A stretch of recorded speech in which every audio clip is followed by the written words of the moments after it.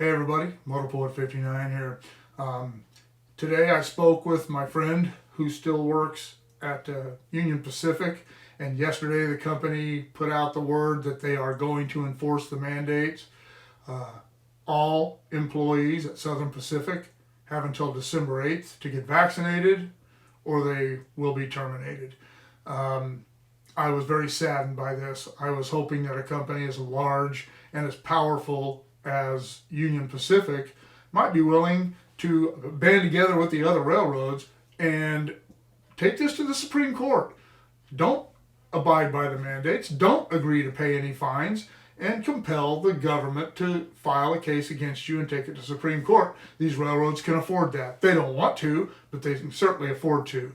I know that my friend, he has 3 years till retirement and he's not going to get the vaccine. So he is going to be out of a job after 37 years.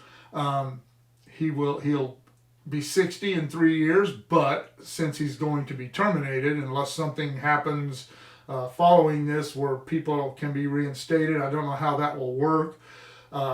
He's going to have to wait until he's 62 to draw his pension. I am so sad for these people. I was up shooting videos today on the Tehachapi, and I ran into another guy that's a younger guy that I knew when I was working, and he's gonna do it. He doesn't have a problem with it. Said he was gonna get vaccinated anyway, but guys like him, they don't. He's got this particular person has 24 years left till he can retire. He has a family, and if you stand your ground on this, what are you going to tell your family when there's no food? What are you going to tell them when you're trying to live on unemployment?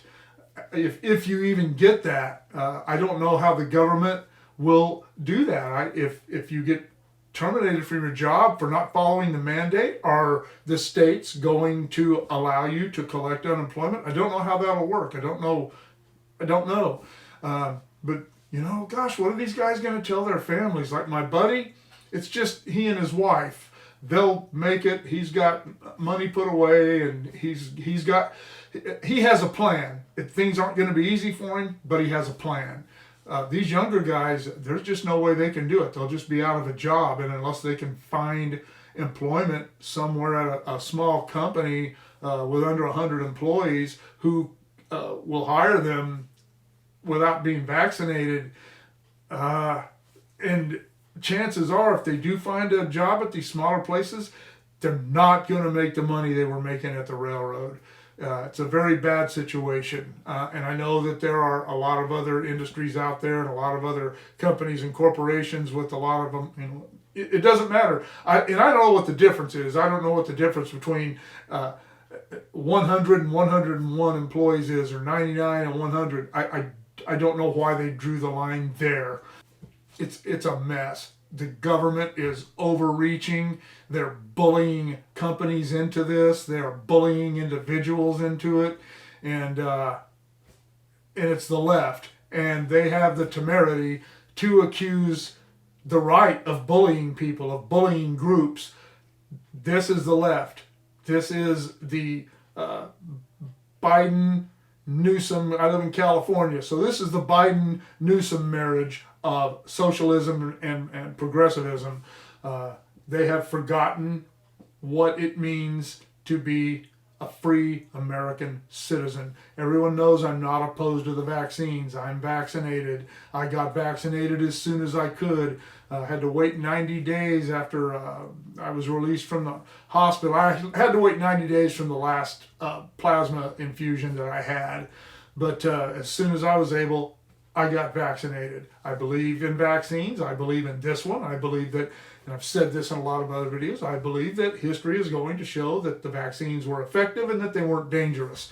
And I think that a lot of these people who are standing their ground are going to look back in a few years and regret the decisions they made in haste. Some people are anti-vaxxers. They're just not going to get it because that's the way things are. But I saw a deal on Facebook where somebody made the comment, they're not going to get the vaccine just because Joe Biden is the one that wants them to do it. And that's the dumbest reason I've ever heard. If Donald Trump were still president, would you still not get the vaccine? Because if that's the only reason you're making this decision, that's a bad reason to make that decision. Donald Trump is the one who shoved these vaccines through. He took off all the bureaucratic red tape and got these things pushed through where it would have taken years for it to happen in the past. This was an emergency. We had funding from all around the world to help us, and this was done relatively quickly compared to other vaccines, and some people are afraid of that. I wasn't. I'm not. And I think that unfortunately or fortunately, I guess whatever way you look at it, I think that in the future I'll be proven to have made the right decision. I'm really sad for these people though. I oppose mandates of any kind. I just made a video about that, and I don't know, man. I really feel for these people.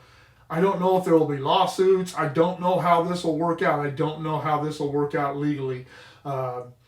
It sounds to me like the unions aren't going to fight this. Unions are supported by the left, and the left is supported by unions. They have a symbiotic relationship, and they have since the very beginning of unions. And that's another thing where Union Pacific is concerned. They already don't have enough people to run the trains and work on the ground. The guy I talked to today, the younger guy, is in a different department than I was in the signal department. And he said they're shorthanded already. I know the signal department's already shorthanded in this area. And according to my friend, there are going to be 5 people in this area who are going to be terminated. And they can't, that's not a job you can just go hire somebody off the street and they'll know how to do. It's going to put a crimp in things. And the train service, I don't know how operating is, I don't know what their numbers are like. I don't know anybody in operating right now other than managers. I'm not going to go stick my nose in that because I just don't want to. But if they start losing trainmen, things are going to get really bad as far as transportation, because it's not just Union Pacific. It's all the major railroads in the United States, all the Class 1 railroads. And that is going to cause problems on top of the problems they're already having. The trucking companies, the dock workers, these companies all have more than 100 employees. And how many are they going to lose over this? And how much is that going to affect the economy of the United States? This is a leftist plan, in my opinion, to control people through the government. Maybe the governments will say, oh, let us help you, let us save you. We'll give you unemployment and we'll give you a special welfare plan. I really don't know, because I don't know the numbers of conservatives as opposed to liberals, Republicans, to Democrats that are not going to get the vaccination. I don't know what percentage of that is. I think a lot more liberals are going to be vaccinated or have been vaccinated, but I could be wrong about that. I haven't looked into it. I'm probably not going to.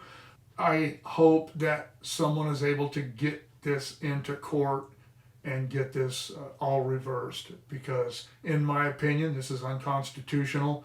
The Democrats are using fear once again to bully the American people into bending to their will.